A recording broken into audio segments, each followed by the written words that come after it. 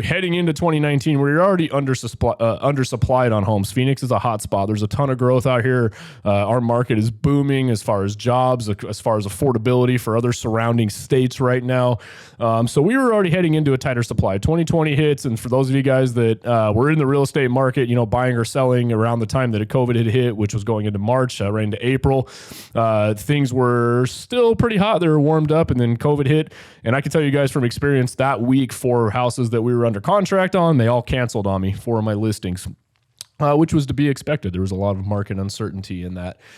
So what did the feds do? The market starts to slow down and stall, and everybody's kind of freaking out. Like, oh my gosh, we're going to head into a recession. That's the day the stock markets took a crap, and everybody was freaking out about it. And then what did the government do? They came in and said, okay, we're going to put some stimulus plans in place here to help people, right? So that came in the form of many different things across many different ranges. One of those being they dropped interest rates dramatically low, guys. We were talking, we got down into the 2s for a while there in 2020 going into 2021, 2% interest rates, which is a historical low, but they did that on purpose to stimulate spending, and they made it almost irresistible for people not to buy a house, and it boosted affordability. Mind you, this was already taking place in a market where we were extremely low on inventory. So what happens when you're low on inventory? You got more people fighting for houses. It's going to bid houses up. Then what happens when you drop interest rates down and make affordability even more affordable for people? Guess what? Now that causes an even greater supply and demand. Houses get bid up even more. And then what happens with COVID, when construction can't happen, you can't get supplies, can't get materials, so there's no new builds entering the market. So what happens to the resale market, guys? Prices go up even further. So it was almost a perfect storm of things that were happening. Combined with that on the COVID side of things, right? A lot of people weren't required to return back to the office. They were working from home. A lot of jobs said, man, we don't really need this office. We don't need the overhead on this property right now.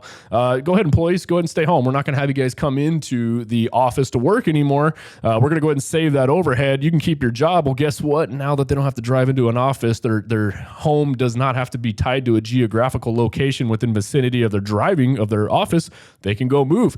We saw a lot of people relocate to Arizona because they were able to maintain their jobs, through telecommuting and working from home in other states, keep that salary, but move to a more affordable place, which was AKA here, guys. Guess what that does now? Causes an even greater supply issue that we're running into, which is going to push the housing prices high, guys. So it was a multitude of things that were causing our housing prices to go through the friggin' roof. Great news for sellers. If you guys bought a house back then, early 2020, you guys all you made a killing on appreciation. I know I did with some of our rental properties. I know a lot of my buyers that bought houses going into 2019, 2020, before that, they saw great appreciation. But you guys have to understand that was not a normal market. That was a small blip. That was a kind of like an anomaly in the real estate market. It's never happened like that before, aside from 2008, which was a completely different environment where, again, you were able to get loans for cheap, very easy. You hardly had to qualify for loans, and people were buying multiple houses because they were hedging on the real estate market as an investment, with able to get loans basically if you just had a dang pulse, right? Even though they on paper couldn't qualify for these loans.